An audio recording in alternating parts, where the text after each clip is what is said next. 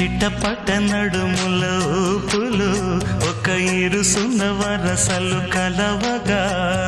ముసిరిన కసి కసి వయసులో ఒక యదన సపదని సకలవుగా కాదంటూనే కలబడు అది లేదంటూనే ముడిపడు ఏమంటున్నా మదనుడు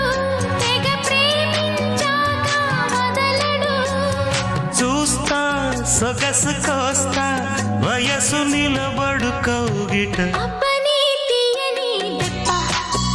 ఎంత కమ్మగా ఉంది రోయప్ప